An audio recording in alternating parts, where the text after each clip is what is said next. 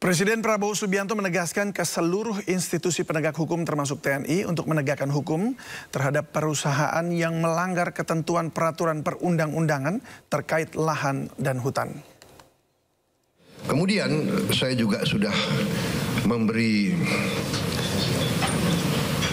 keputusan kepada unsur penegak hukum, Jaksa Agung,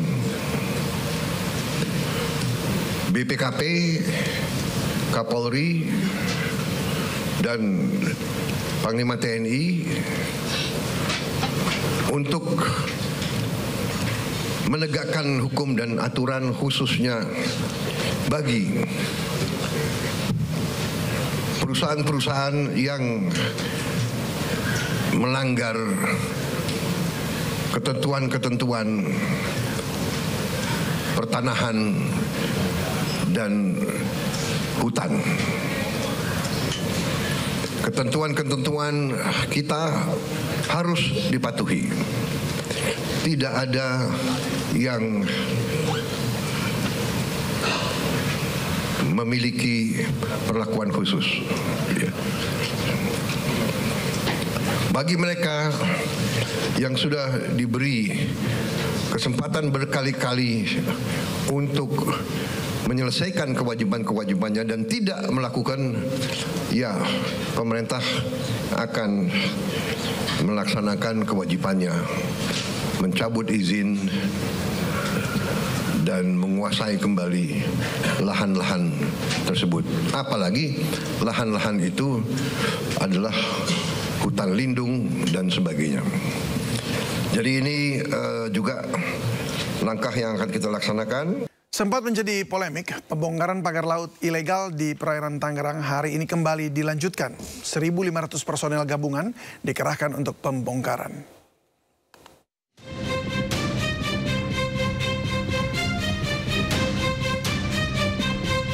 Setelah sempat dihentikan sementara, pembongkaran pagar laut ilegal di perairan Tangerang kembali dilanjutkan hari ini. Sebanyak 1.500 tim gabungan dari jajaran TNI Angkatan Laut, Kementerian Kelautan dan Perikanan, serta para nelayan ramai-ramai membongkar pagar laut. Proses pembongkaran hari ini juga menggunakan metode dan peralatan yang lebih canggih, seperti tank amfibi serta perahu milik TNI Angkatan Laut, dengan harapan dapat mempercepat proses pembongkaran secara keseluruhan. Selain itu, 233 kapal nelayan juga diturunkan untuk membantu proses pembongkaran. Alhamdulillah hari ini sinergitas, soliditas seluruh aparat laut hadir di sini. Ada Angkatan Laut, Polair, Bakamla, KPLP. Ini membuktikan bahwa soliditas itu ada. Dan yang lebih hebat lagi nelayan. Nelayan ini mereka ada 233 kapal yang ikut dalam hal ini. Pembongkaran pagar laut disaksikan langsung oleh Menteri Kelautan dan Perikanan Sakti Wahyu Trenggono, Menteri ATR BPN Nusron Wahid, Kepala Staf Angkatan Laut Laksamana TNI Muhammad Ali, dan Kormarinir Maijen TNI Endi Supardi, serta para pejabat terkait lainnya. Pembongkaran pagar laut ini dilanjutkan setelah Presiden Prabowo Subianto menginstruksikan agar kasus ini diusut tuntas karena telah menimbulkan polemik. Tim Liputan iNews melaporkan. Menteri Agraria dan Tata Ruang Kepala BPN pastikan membatalkan semua sertifikat HGB maupun hak milik yang telah diterbitkan di bawah 5 tahun. Sementara itu Ketua Komisi 4 DPR RI mendesak penyelidikan hingga tuntas.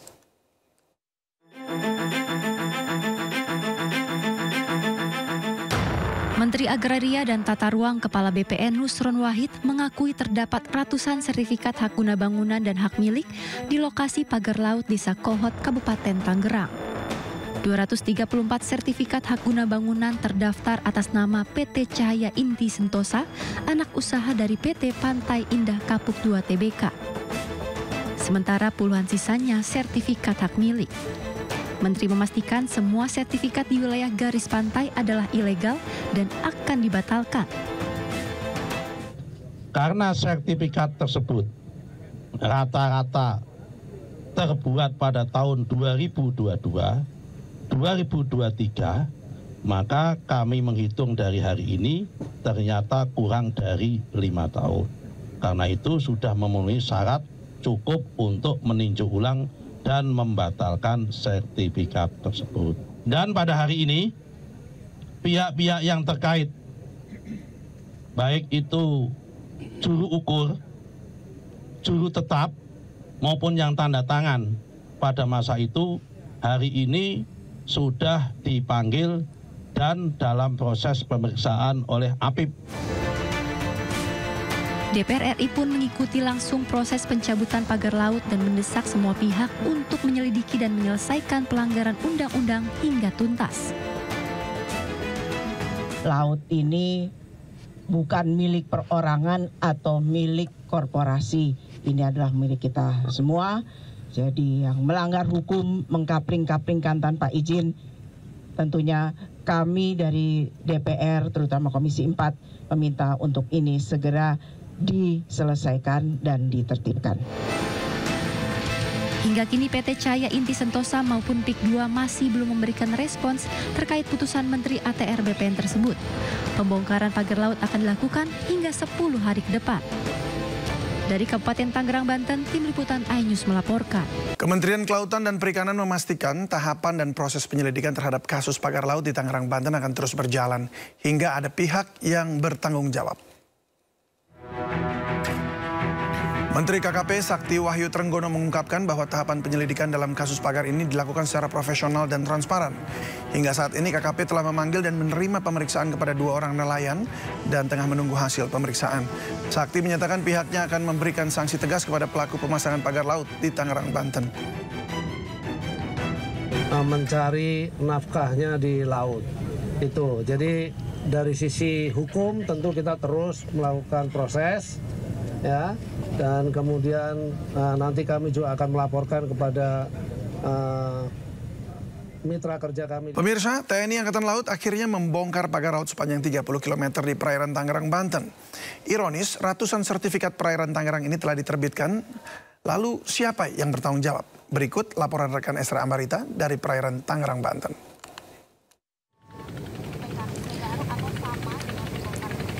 Pemirsa, saat ini saya tengah berada di kapal dari KKP di Hiu 06 dan kami berkesempatan untuk melihat langsung seperti apa proses pembongkaran pagar laut yang sempat meresahkan para nelayan khususnya yang berada di Tangerang. Nah, bisa kami tunjukkan bahwa di belakang saya ini sejumlah rombongan dari pihak TNI Angkatan Laut, kemudian juga KKP dan nanti juga dari pihak Bakamla ini akan bekerja sama untuk melakukan pembongkaran pagar laut. Kalau kami gambarkan saat ini belum terlihat secara keseluruhan, namun ada beberapa bagian pagar laut ini yang tampak dari tempat kami mengabarkan ini. Nanti prosesnya ini tentunya akan dibongkar secara berangsur, secara perlahan, karena panjangnya ini dari yang kita ketahui adalah 30,16 km. Ini membentang di 16 desa, mencaplok 16 desa dengan 6 kecamatan. Nah, tidak hanya itu, nanti proses pembongkaran pagar laut ini juga akan dibantu para nelayan. Karena nelayan juga mengaku bahwa mereka akan tentunya membantu dari pihak terkait khususnya KKP untuk melakukan pembongkaran pagar laut. Kita akan lihat seperti apa mekanismenya, karena dari pagar laut ini sudah sempat dibongkar dari pihak KKP karena sempat dilakukan juga penyegelan di mana ini sudah dilakukan pembongkaran kurang lebih 2 km. Ini masih banyak yang harus dibongkar tentunya. Ini untuk sekali lagi tujuannya adalah memudahkan para nelayan untuk mendapatkan ikan atau mata pencarian ikan. Kemudian juga agar para nelayan ini juga lebih baik ataupun lebih teratur begitu untuk melakukan pencarian ikan. Karena nelayan-nelayan sempat mengaku ini sempat membuat resah bahwa mereka harus menaikkan tarif BBM misalnya untuk mencari ikan. Kemudian juga harus memutar jalan untuk mencari ikan, sehingga dari hal tersebut, keresahan tersebut dari pihak pemerintah melalui KKP pun langsung turun ke ke tempat kami ini atau ke tempat di Tangerang yang mana nanti akan dilakukan pembongkaran pagar laut ini. Kita lihat bersama seperti apa nanti prosesnya dan bagaimana mekanismenya. Dari Tangerang, Esra Ambarita, Rizky Solehuddin, iNews melaporkan. Sementara itu, Menko Bidang Infrastruktur dan Pembangunan Kewilayahan Agus Harimurti Yudhoyono mengaku tak tahu menahu terkait penerbitan sertifikat HGB di kawasan pagar laut Tangerang, Banten karena baru menjabat sebagai Menteri ATR di penghujung kepemimpinan Presiden Jokowi. Saya tidak tahu. Berarti laporannya juga nggak ada ya, Mas ya? Kenapa? Laporannya juga nggak ada. Ketika itu saya tidak mendapat laporan apa-apa. Ya, sekali lagi yang kita ketahui ternyata itu sudah ada HGB-nya. Jika ada laporan ataupun ada temuan-temuan yang dirasakan tidak pas dan perlu mendapatkan atensi dari pemerintah, terutama dalam hal ini adalah Kementerian ATR BPN, tentu kita mendorong agar ini segera dilakukan penelusuran, investigasi dan juga langkah-langkah yang tepat sesuai dengan hukum dan perundang. Presiden Prabowo Subianto menegaskan ke seluruh institusi penegak hukum termasuk TNI untuk menegakkan hukum terhadap perusahaan yang melanggar ketentuan peraturan perundang-undangan terkait lahan dan hutan. Kemudian saya juga sudah memberi keputusan kepada unsur penegak hukum, Jaksa Agung, BPKP, Kapolri, dan Panglima TNI untuk menegakkan hukum dan aturan khususnya bagi perusahaan-perusahaan yang melanggar ketentuan-ketentuan pertanahan dan hutan. Ketentuan-ketentuan kita harus dipatuhi. Tidak ada yang memiliki perlakuan khusus. Bagi mereka yang sudah diberi kesempatan berkali-kali untuk menyelesaikan kewajiban-kewajibannya dan tidak melakukan, ya pemerintah akan melaksanakan kewajibannya, mencabut izin dan menguasai kembali lahan-lahan tersebut. Apalagi lahan-lahan itu adalah hutan lindung dan sebagainya. Jadi ini juga langkah yang akan kita laksanakan. Ya, pemirsa, isu reklamasi semakin kuat dengan adanya temuan bahwa kawasan yang dikelilingi oleh pagar laut telah berstatus hak guna bangunan yang telah viral di media sosial X.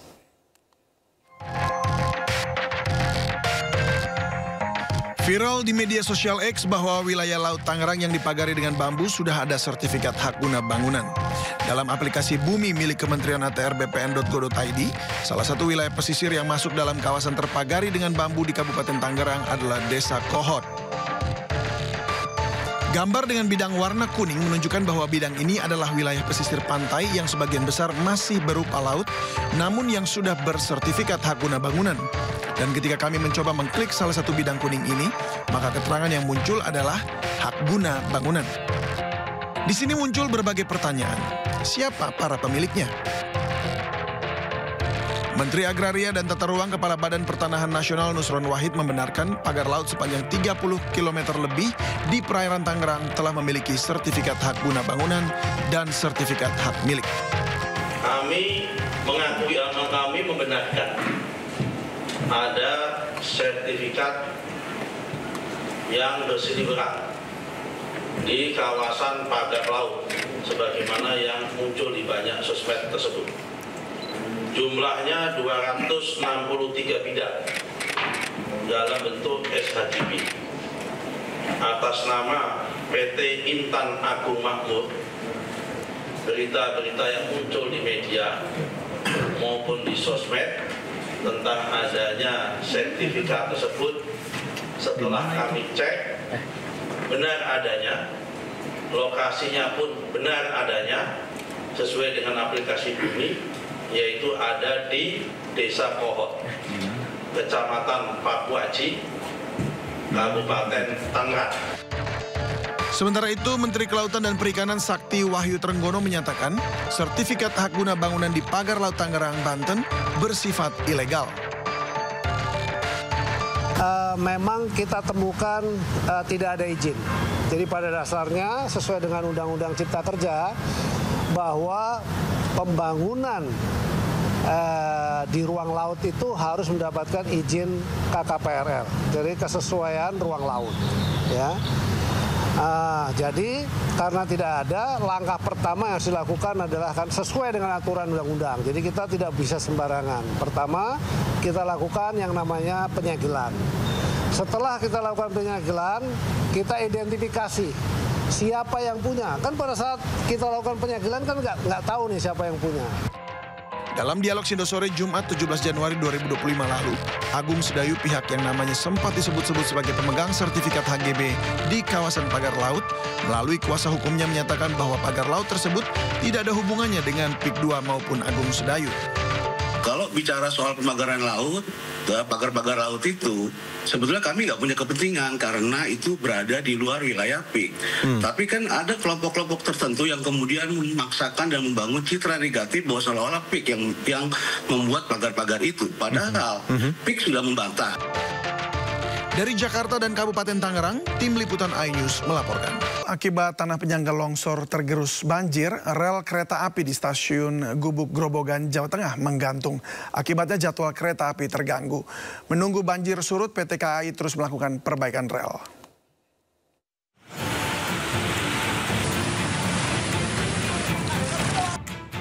Rel kereta api menggantung setelah tanah penyangga rel longsor tergerus banjir di dekat stasiun Gubuk Grobogan, Jawa Tengah. Banjir juga meluber ke permukiman dan jalan. Kondisi rel menggantung membuat PT KAI Daop 4 Semarang membatalkan jadwal kereta api yang berhenti maupun melintas di stasiun Gubuk. Menunggu banjir surut, KAI terus melakukan perbaikan rel.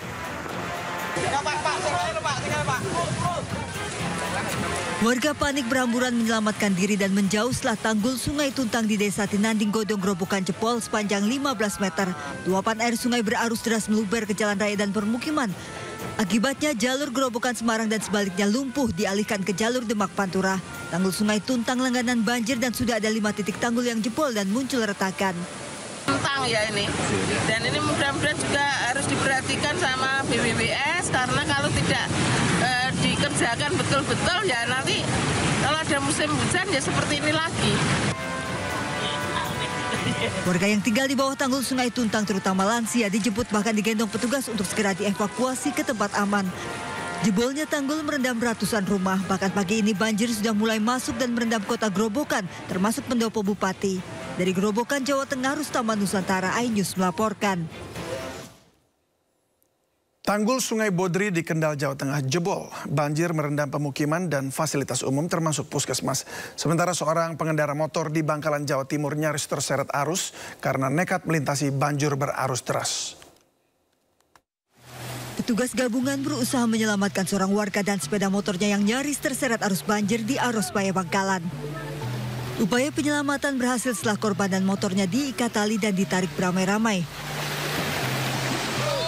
Korban nyaris terseret arus banjir lantaran nekat melintasi banjir berarus deras. Banjir merendam puskesmas Patebon, Kendal, Jawa Tengah. Dari video amatir warga, seluruh fasilitas di puskesmas bahkan ambulans ikut terendam. Banjir akibat jebolnya tanggul Sungai Bodri juga merendam rumah warga di Desa Kebon Harjo. Belasan rumah porak-poranda akibat terjangan banjir. Udah pada aku lagi naikin mobil itu kendaraan di atas. Terus udah nengokin saudara yang di yang rumahnya roboh. Pulang sini udah nggak bisa. Udah langsung naik tanggul situ. 6 kecamatan terdampak banjir yang terparah di Kecamatan Patebon dan Kota Kendal. Tim kontributor iNews melaporkan. Kebakaran melanda pemukiman padat penduduk di Kelurahan Mangga 2 Selatan, Sawah Besar, Jakarta Pusat. Kencangnya tiupan angin membuat api dengan cepat menjalar ke beberapa bangunan lainnya di lokasi lain. Kebakaran melanda dapur untuk menyuplai program makan bergizi gratis di kawasan Setu Cipayung, Jakarta Timur.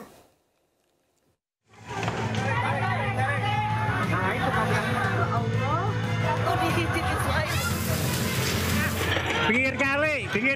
Kebakaran besar ini terjadi di kawasan padat penduduk Jalan Mangga Besar 13 Mangga 2 Selatan, Sawah Besar, Jakarta Pusat. Warga sempat histeris dan panik. Kencangnya angin membuat api dengan cepat menyebar, melahap puluhan rumah yang berdempetan. Api berawal dari suara ledakan dari salah satu rumah diduga akibat kompor. Puluhan personil pemadam kebakaran dikerahkan ke lokasi.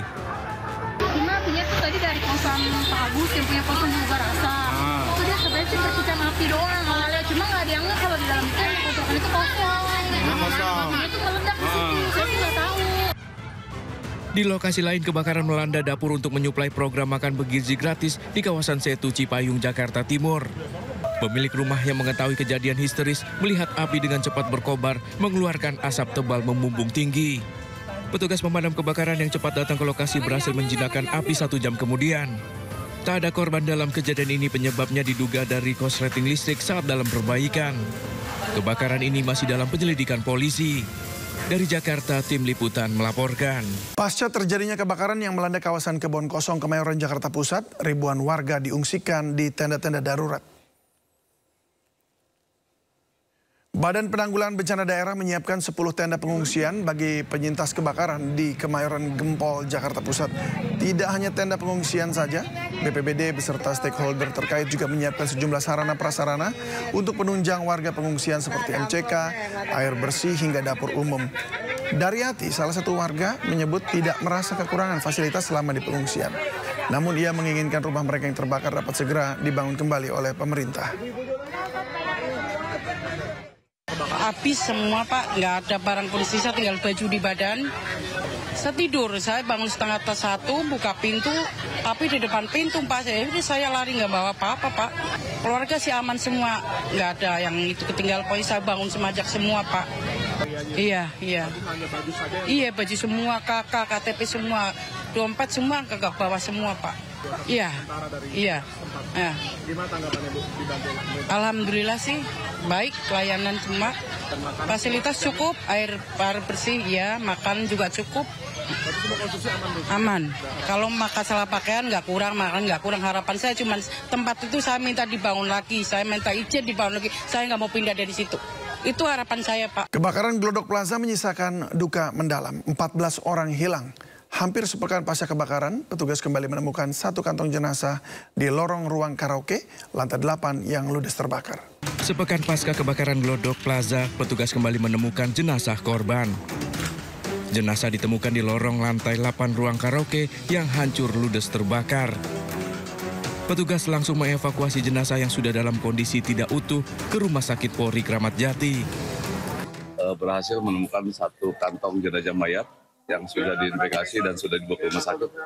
Ketemunya di lantai 8 pas di lorong jalan di lantai 8. Hingga saat ini pencarian termasuk 14 korban hilang masih terus dilakukan. Puslap 4 Polri akan melakukan olah TKP setelah kondisi dalam gedung di lantai 8 dan 9 sudah dinyatakan aman. Data terakhir sudah ada 9 kantong jenazah korban yang dievakuasi petugas pasca kebakaran yang bersumber dari tempat hiburan malam diskotik Tiara. Hingga kini pun polisi belum bisa memastikan penyebab dari kebakaran. Dari Jakarta, Miftol Gani melaporkan. Pasca terjadinya kebakaran yang melanda kawasan Kebon Kosong, Kemayoran, Jakarta Pusat, ribuan warga diungsikan di tenda-tenda darurat. Badan Penanggulangan Bencana Daerah menyiapkan 10 tenda pengungsian bagi penyintas kebakaran di Kemayoran Gempol, Jakarta Pusat. Tidak hanya tenda pengungsian saja, BPBD beserta stakeholder terkait juga menyiapkan sejumlah sarana prasarana untuk penunjang warga pengungsian seperti MCK, air bersih hingga dapur umum. Daryati, salah satu warga, menyebut tidak merasa kekurangan fasilitas selama di pengungsian. Namun ia menginginkan rumah mereka yang terbakar dapat segera dibangun kembali oleh pemerintah. Habis semua Pak, nggak ada barang kondisi, saya tinggal baju di badan. Saya tidur, saya bangun 1:30, buka pintu, api di depan pintu Pak. Saya lari nggak bawa apa-apa Pak. Keluarga sih aman semua, nggak ada yang itu ketinggal. Pokoknya saya bangun semajak semua Pak. Iya. Iya, baju semua, kakak, KTP semua, dompet semua kagak bawa semua Pak. Iya. Gimana tanggapannya Bu? Alhamdulillah sih baik, pelayanan semua, Fasilitas cukup, air bersih ya, makan juga cukup.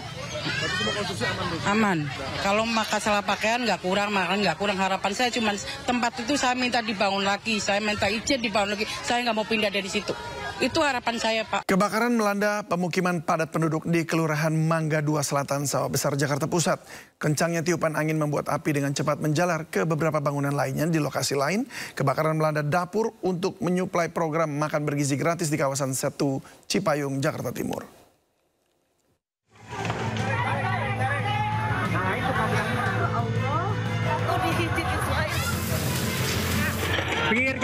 Pinggir kali. Kebakaran besar ini terjadi di kawasan padat penduduk Jalan Mangga Besar 13, Mangga 2 Selatan, Sawah Besar, Jakarta Pusat. Warga sempat histeris dan panik. Kencangnya angin membuat api dengan cepat menyebar, melahap puluhan rumah yang berdempetan. Api berawal dari suara ledakan dari salah satu rumah diduga akibat kompor. Puluhan personil pemadam kebakaran dikerahkan ke lokasi. Apinya tuh tadi dari kosan Pak Agus yang punya kosan juga rasa. Itu dia sebenarnya sih percikan api doang. Cuma nggak ada yang kalau di dalam kontrakan itu kosong. Apinya itu meledak di situ. Saya sih nggak tahu. Di lokasi lain, kebakaran melanda dapur untuk menyuplai program makan bergizi gratis di kawasan Setu Cipayung, Jakarta Timur. Pemilik rumah yang mengetahui kejadian histeris melihat api dengan cepat berkobar, mengeluarkan asap tebal membumbung tinggi. Petugas pemadam kebakaran yang cepat datang ke lokasi berhasil menjinakkan api 1 jam kemudian. Tak ada korban dalam kejadian ini, penyebabnya diduga dari korsleting listrik saat dalam perbaikan. Kebakaran ini masih dalam penyelidikan polisi. Dari Jakarta, tim liputan melaporkan. Pasca terjadinya kebakaran yang melanda kawasan Kebon Kosong, Kemayoran, Jakarta Pusat, ribuan warga diungsikan di tenda-tenda darurat. Badan Penanggulangan Bencana Daerah menyiapkan 10 tenda pengungsian bagi penyintas kebakaran di Kemayoran Gempol, Jakarta Pusat. Tidak hanya tenda pengungsian saja, BPBD beserta stakeholder terkait juga menyiapkan sejumlah sarana-prasarana untuk penunjang warga pengungsian seperti MCK, air bersih hingga dapur umum. Daryati, salah satu warga, menyebut tidak merasa kekurangan fasilitas selama di pengungsian. Namun ia menginginkan rumah mereka yang terbakar dapat segera dibangun kembali oleh pemerintah. Api semua, Pak, nggak ada barang pun sisa, tinggal baju di badan. Setidur, saya bangun 1:30, buka pintu, api di depan pintu, Pak. Saya lari nggak bawa apa-apa, Pak. Keluarga sih aman semua, nggak ada yang itu ketinggalan. Pokoknya saya bangun semajak semua, Pak. Iya. Iya, baju semua, kakak, KTP semua, dompet semua kagak bawa semua, Pak. Iya. Gimana tanggapannya, Bu? Alhamdulillah sih, baik pelayanan semua. Fasilitas cukup, air bersih ya, makan juga cukup. Aman. Kalau masalah pakaian nggak kurang, makan nggak kurang. Harapan saya cuma tempat itu saya minta dibangun lagi, saya minta izin dibangun lagi. Saya nggak mau pindah dari situ. Itu harapan saya, Pak. Komisi 2 DPR RI dan Kementerian Dalam Negeri sepakat bahwa kepala daerah hasil Pilkada serentak 2024 yang tidak berperkara di Mahkamah Konstitusi akan dilantik 6 Februari 2025. Kesepakatan ini diambil dalam rapat kerja Komisi 2 DPR RI bersama Kemendagri, KPU, Bawaslu, dan DKPP pada hari ini. Ada 3 opsi yang disampaikan Mendagri Tito Karnavian. Opsi pertama, pelantikan kepala daerah yang tidak bersengketa di MK akan dilakukan secara serentak pada 6 Februari 2025. Opsi kedua, terkait pelantikan kepala daerah yang bersengketa di MK dilakukan secara serentak pada 17 April 2025. Dan opsi ketiga, kepala daerah yang masih bersengketa di MK, maka pelantikannya dilakukan setelah ada putusan dari sidang perselisihan. Adapun perkara perselisihan hasil Pilkada serentak 2024 paling lambat diselesaikan MK pada 15 Maret 2025.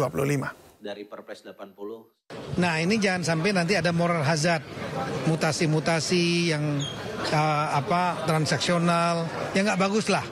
Nah, sehingga dengan adanya rapat tadi dari KPU, Bawaslu, DKPP, pemerintah, dan saya kira semua fraksi menyampaikan semuanya setuju pada pilihan 2 tahapan serentak, yaitu 6 Februari ya, untuk yang nggak ada sengketa, gubernur, bupati, wali kota, semua dilantik serempak di satu hari yang sama oleh presiden bagi yang tidak ada sengketa, kecuali daerah istimewa Yogyakarta kan gubernurnya memang tidak dilantik, gitu.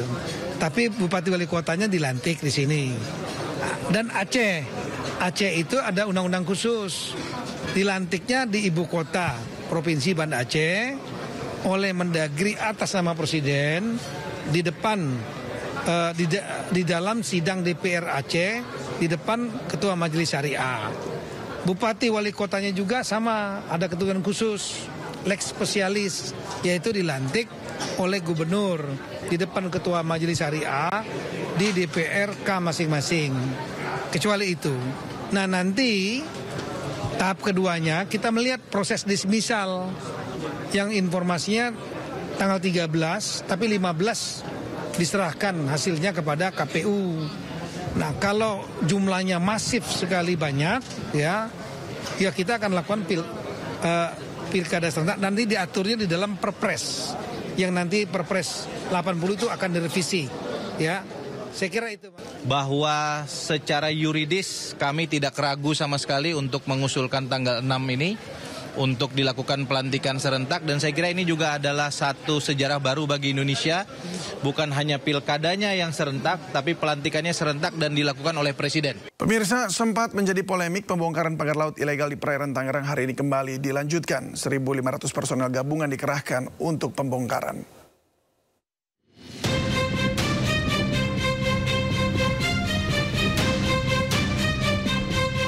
Setelah sempat dihentikan sementara, pembongkaran pagar laut ilegal di perairan Tangerang kembali dilanjutkan hari ini.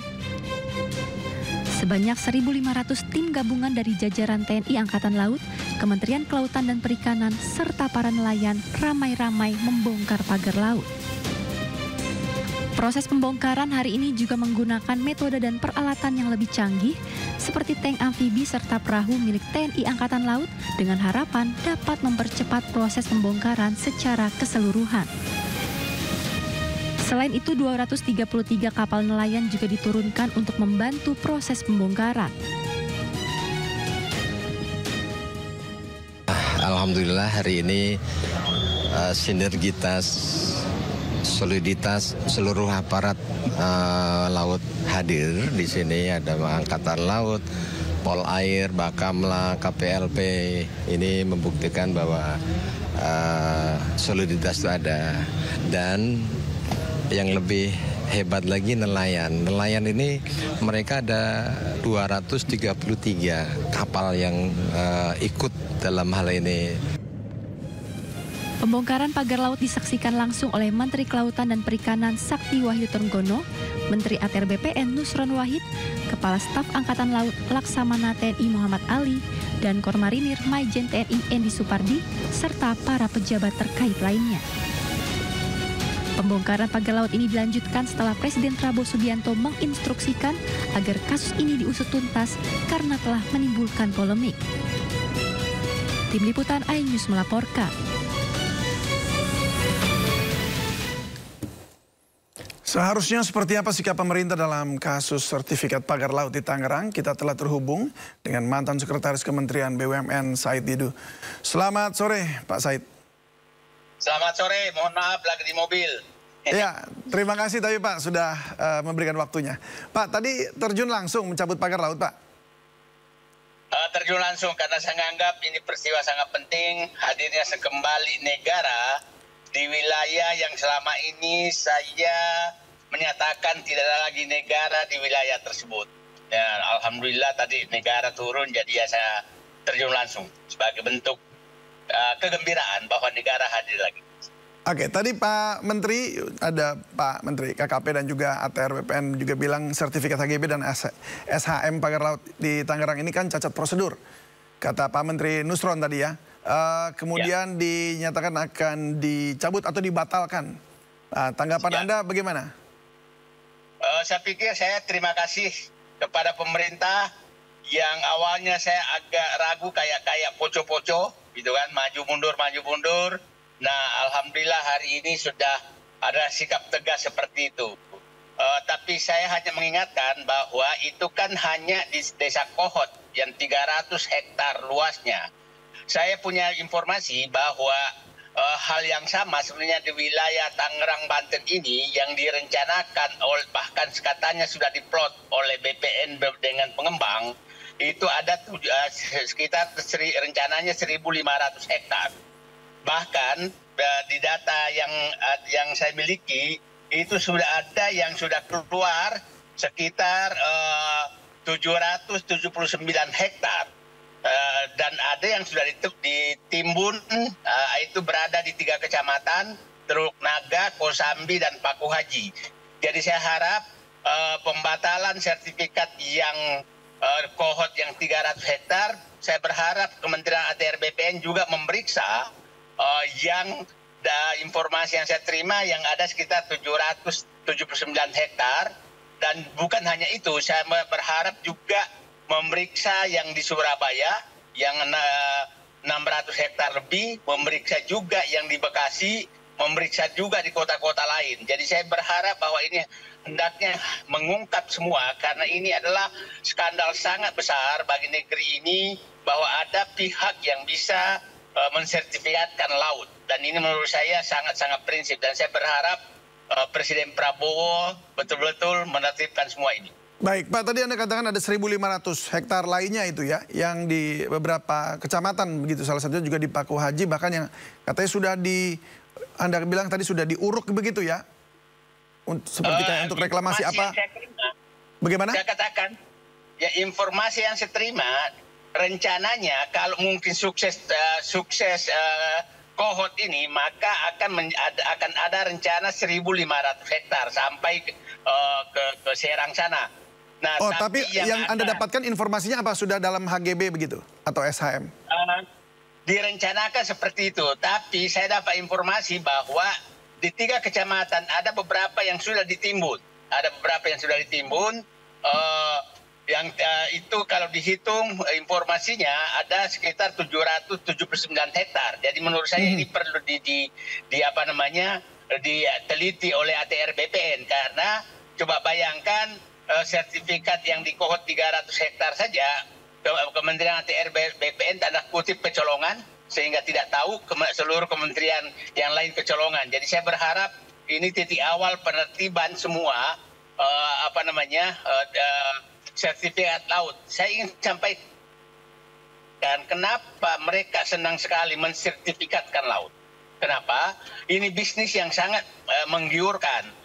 Kalau kita lihat harga yang ditawarkan PIK 2 terhadap lahan yang di pinggir laut itu 60 juta per meter persegi. 60 juta per meter persegi. Artinya kalau dia bisa mendapatkan 1 hektar itu nilainya 600 miliar.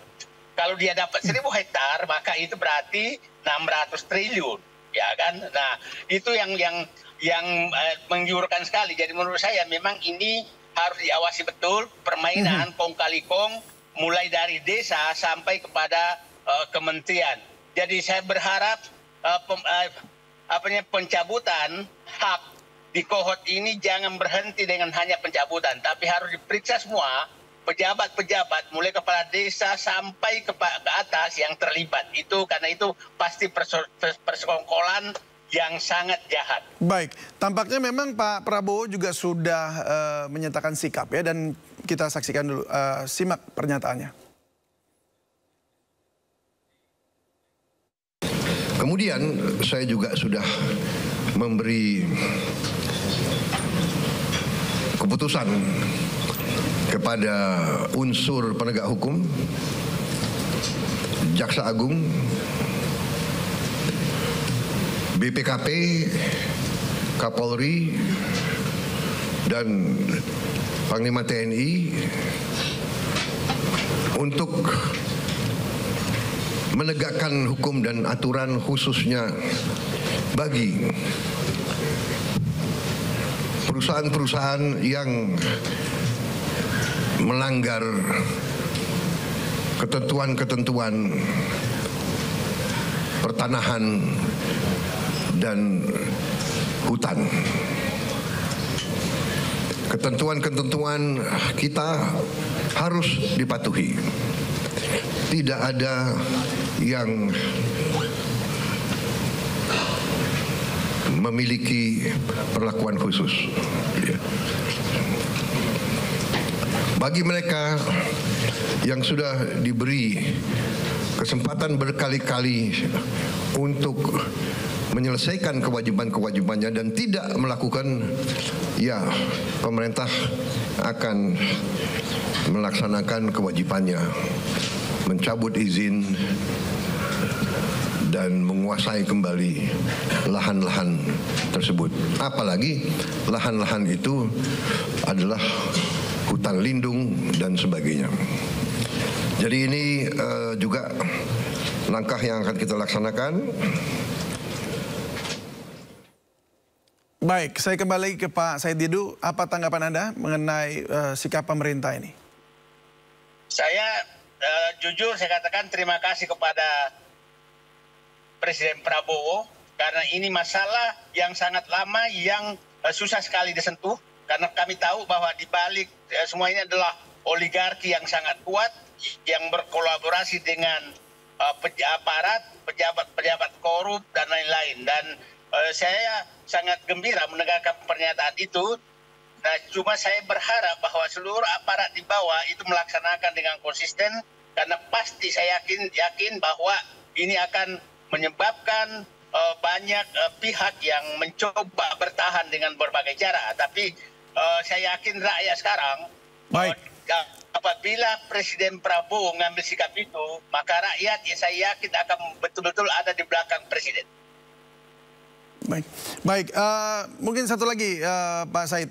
Pak Said, ini Anda tadi katakan ada hubungannya juga dengan PIK 2 begitu ya. Anda sebutkan ada kaitannya seperti itu. Apakah Anda sudah cek betul ada hubungannya dengan kawasan PIK 2 begitu atau di bawahnya Agung Sedayu?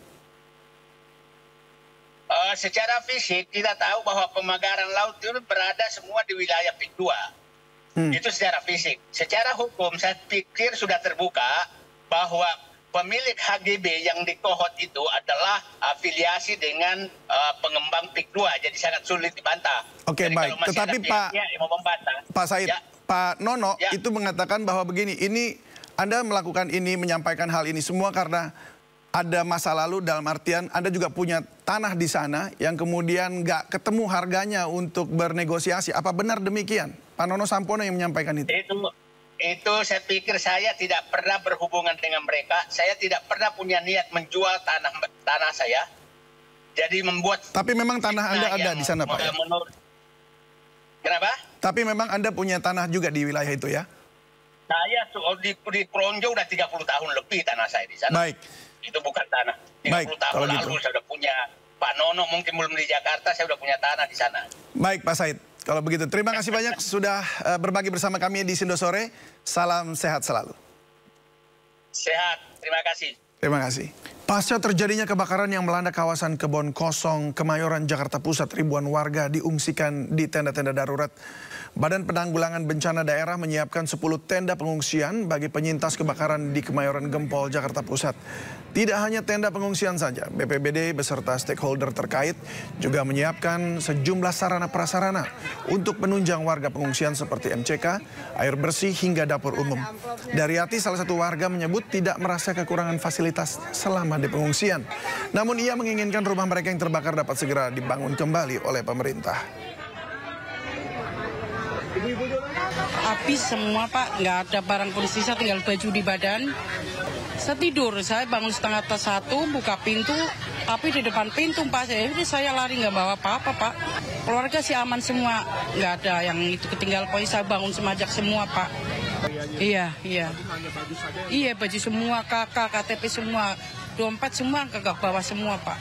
Iya. Gimana tanggapannya Bu? Alhamdulillah sih baik, pelayanan semua. Fasilitas cukup, air bersih ya, makan juga cukup. Berarti semua konsumsi aman Bu? Aman. Kalau makan salah pakaian nggak kurang, makan nggak kurang. Harapan saya cuma tempat itu saya minta dibangun lagi, saya minta izin dibangun lagi. Saya nggak mau pindah dari situ. Itu harapan saya Pak. Bagaimana kondisi terkini para pengungsi korban kebakaran di Kemayoran? Kita sudah bersama Henry Aprila di lokasi pengungsian. Henry, apa saja kebutuhan para pengungsi saat ini? David, betul sekali. Kalau untuk sejumlah bantuan yang memang sudah datang, ini salah satunya kami sudah berada di salah satu posko, yakni di Kemensos yang juga memberikan sejumlah bantuan. Kita coba berbincang dengan salah satu perwakilan dari Kementerian Sosial, yakni Ibu Maya. Halo Ibu, selamat sore. Ibu, kalau boleh tahu, ini untuk sejumlah bantuan sudah ada apa saja sih Bu? Sementara ini yang dari Kemensos itu sudah ada kasur, selimut, terus tenda gulung, makanan siap saji, family kit, sandang anak, keperluan ibadah laki-laki dan perempuan, kemudian pakaian dalam, tas sekolah, paket anak, dan bahan kontak. Nah Ibu, kalau kita boleh tahu nih, ini bagaimana sih sistem untuk para korban sendiri untuk bisa mendapatkan bantuannya ini? Mekanismenya seperti apa Ibu? Kita biasanya dari... Sambil ditunjukin Ibu, maaf. Baik, kebetulan saya perwakilan dari Kementerian Sosial, khususnya Direktorat Perlindungan Sosial Korban Bencana Sosial, Kebakaran, yang dimana bantuan itu pun kami turunkan sesuai data asesmen dari teman-teman relawan Pordam yang turun di hari kemarin. Kemudian untuk mendapatkan bantuan itu berdasarkan data asesmen kita tentunya. Jadi mereka kita data yang memang kebetulan KTP dan KK-nya masih kita input menjadi data di kami. Dan kalaupun tidak terpakai itu kami bisa berkoordinasi dengan Pak Lurah dan Dukcapil setempat. Ibu, sebelumnya terima kasih dan selamat melanjutkan tugasnya kembali. Saya izin coba kasih tahu ke pemirsa ya Bu ya, bagaimana mekanismenya. Nah pemirsa, kalau untuk mekanisme sendiri, ini nanti untuk pendataannya di sini, kemudian kalau untuk barang-barangnya dan juga datanya kita coba tunjukkan pemirsa.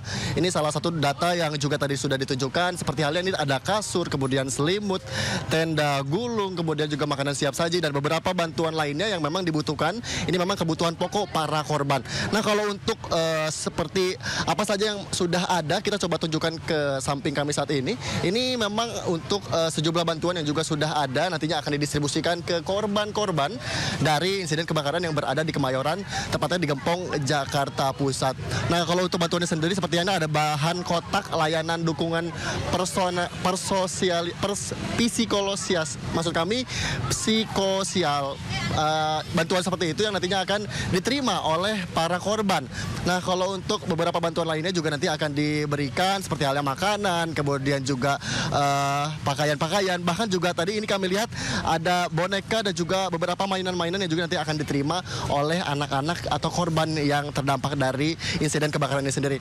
Pemirsa dan juga David, kita coba langsung bergeser ke tempat pengungsian, karena kalau mengingat ini para korban sudah masuk atau sudah berada di tenda pengungsian. Nah, memang sebelumnya ini di hari Selasa, tepatnya di tanggal 21 Januari 2025, para korban memang masih berada di halaman Polres Metro Jakarta Pusat. Nah kita coba masuk David, bagaimana kondisi terkini tepat di mana para korban memang sudah beralih di tenda pengungsian. Halo Ibu Messi. Nah ini situasinya memang untuk pakaian bahkan juga sejumlah konsumsi memang sudah diterima, bahkan juga mereka menyampaikan ini sejumlah konsumsi juga ini cukup tercukupi atau bisa dikatakan sudah cukup untuk kebutuhannya sendiri, bahkan untuk air bersih kemudian juga listrik juga sudah mulai tercukupi.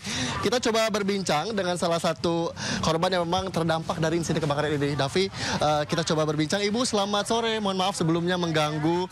Kalau boleh tahu Ibu, kita kan sempat mendengar insiden kebakaran sendiri. Sebelumnya ada di halaman dari Polres Metro, sekarang dipindahkan ke tenda.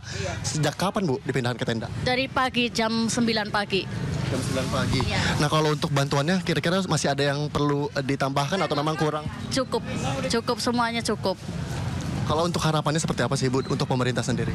Kepengen aku sih tempat tinggal lah, nomor 1 tempat tinggal gitu aja. Tempat tinggalnya Bu ya. Oke Bu, sebelumnya terima kasih ya Bu.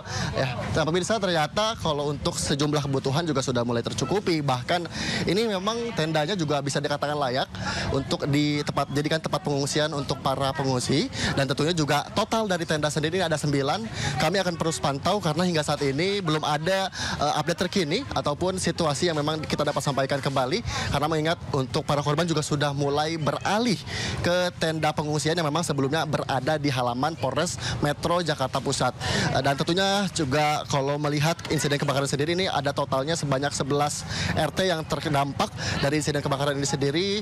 Bahkan ada 179 jiwa yang mengalami atau terdampak dari insiden kebakaran ini. Tentu harapannya, ini tadi kami sempat berbincang bahwa memang harapan mereka untuk masalah ini dapat terselesaikan kembali, terutama juga sejumlah bantuan ini tentunya juga sudah tercukupi. Bahkan ada hal menarik ini daripada kerabat korban juga memberikan bantuan dengan memberikan bantuan-bantuan kepada korban-korban ataupun kerabat-kerabatnya. Sementara Davi, kembali ke Anda. Baik, Henry, David di sini. Jadi persisnya lokasi pengungsiannya ini berada di Jalan Kemayoran itu, yang artinya dulu landasan udara, atau di depan atau dekat Polres Jakarta Pusat? David, baik, kalau untuk lokasi pos dari, maksud kami tenda pos pengamanan atau pengungsian sendiri memang berada di samping gedung dari Polres Metro Jakarta Pusat, tepatnya bukan berada di depan tempat terjadinya kebakaran. Kalau mengingat kembali, memang kemarin belum ada tenda-tenda yang didirikan karena mengingat masih masa proses pembangunan. Kemudian juga untuk saat ini memang sudah bisa dikatakan 100% sudah siap ditempatkan oleh para korban. Kemudian juga sementara kalau kami lihat di halaman dari Polres Metro Jakarta Pusat sendiri masih ada korban yang juga masih berada di lokasi, maksud kami di Polres. Kemudian nantinya akan kembali dipulihkan ataupun disisirkan ke tenda-tenda yang tempat kami melaporkan saat ini, Davi. Ya, apakah ada juga balita-balita di sana? David, kalau berbicara dengan korban sendiri, memang ini dari berbagai kalangan kami lihat dari mulai lansia, kemudian juga orang tua, bahkan juga ada balita yang juga kami dapat tunjukkan. Kalau untuk saat ini memang untuk balita sementara memang tadi pagi ataupun hingga sore hari ini masih ada beberapa kegiatan seperti halnya kegiatan-kegiatan sosial seperti halnya menggambar, kemudian juga bermain, tepatnya di halaman Polres Metro Jakarta Pusat. Kalau saat ini memang aktivitas dari para korban ini sementara sedang menyantap hidangan yang sudah diberikan di menu sore. Kemudian juga tadi kami sempat melihat ada juga yang memang bersiap-siap untuk melakukan bersih-bersih atau mandi di tempat yang sudah disediakan. Kemudian juga untuk saat ini memang masih beristirahat atau melakukan istirahat maksud kami di tenda posko pengungsian sendiri, David. Apakah ada penanganan trauma healing bagi mereka melihat bahwa mereka kehilangan rumahnya dan ya dengan terbakar seperti itu? David, kalau untuk terkait dengan trauma healing sendiri, kami lihat yang tadi kami sempat sebutkan ini untuk anak-anak, tentunya ini yang terutama diutamakan terutama untuk anak-anak sendiri. Ini sementara diberikan aktivitas-aktivitas seperti bermain, kemudian juga bermain games di halaman Polres, bahkan juga diberikan mainan-mainan yang ini menjadi satu trauma healing atau yang diberikan oleh Kementerian Sosial sendiri, David. Baik, Henry Aprila, terima kasih banyak sudah melaporkan dari wilayah Kemayoran. Selamat bertugas kembali. Pemirsa, masih seputar kebakaran, kali ini di Glodok Plaza menyisakan duka yang mendalam. 14 orang hilang. Hampir sepekan pasca kebakaran, petugas kembali menemukan satu kantong jenazah di lorong ruang karaoke, lantai 8 yang ludes terbakar.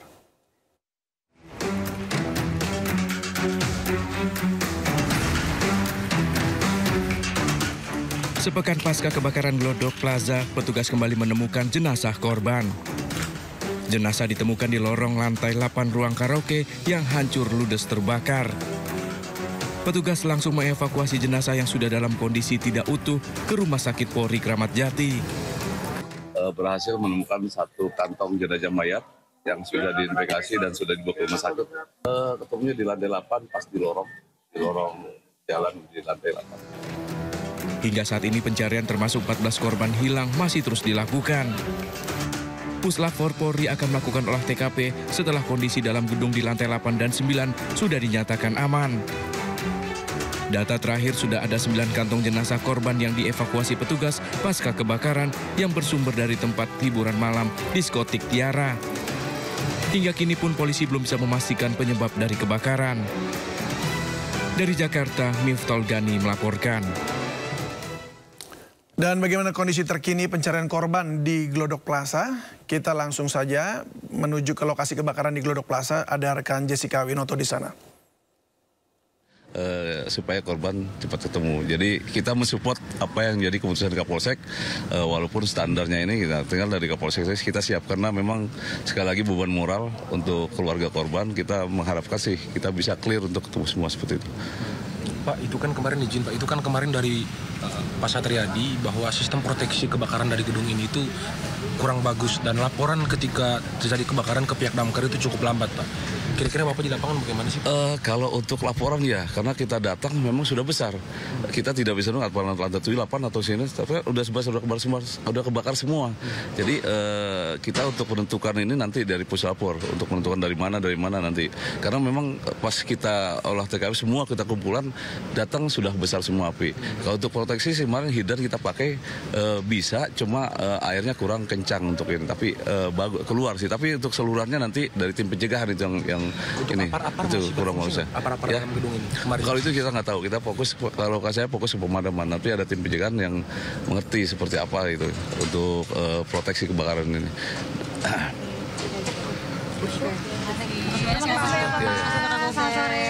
Udah dong.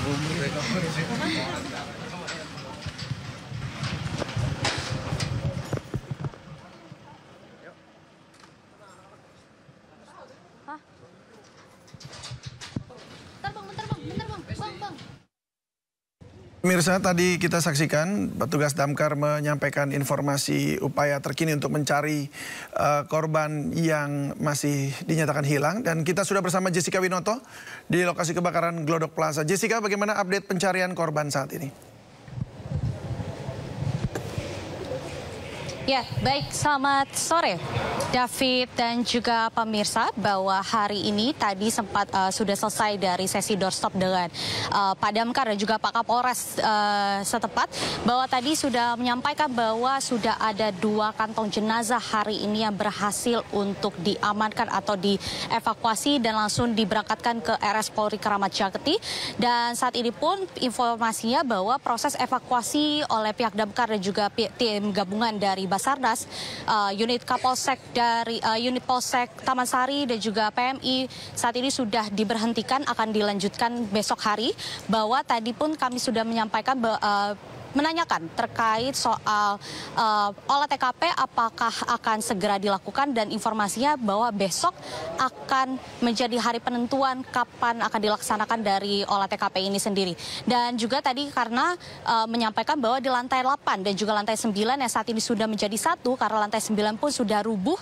Saat ini proses penyisiran lokasi kejadian kebakaran Glodok Plaza Jakarta Barat masih dalam proses pembersihan karena memang puing-puing bangunan yang masih tertumpuk dan diduga bahwa ada tamu di dalam situ, sehingga besok akan berusaha untuk dibersihkan kembali dan juga akan kembali melihat atau mencari korban-korban dari proses dari kebakaran Glodok Plaza yang terjadi pada hari Rabu 15 Januari 2025 yang lalu. Dan ada pun juga David dan pemirsa bahwa tadi kami sempat menanyakan terkait apakah oleh TKP ini akan segera dilakukan, karena memang tadi sempat diinformasikan bahwa saat ini lantai 7 adalah satu-satunya lantai lokasi kejadian kebakaran yang baru dapat diakses, sehingga tadi pun kami melihat ada mobil ambulans dari Dokpol untuk menjemput dari korban yang berhasil ditemukan, yaitu 2 kantong jenazah dijemputnya melalui dari lantai 7 tersebut. Sementara itu David, kembali ke Anda. Baik, Jessica Winoto, terima kasih untuk informasinya. Selamat bertugas kembali.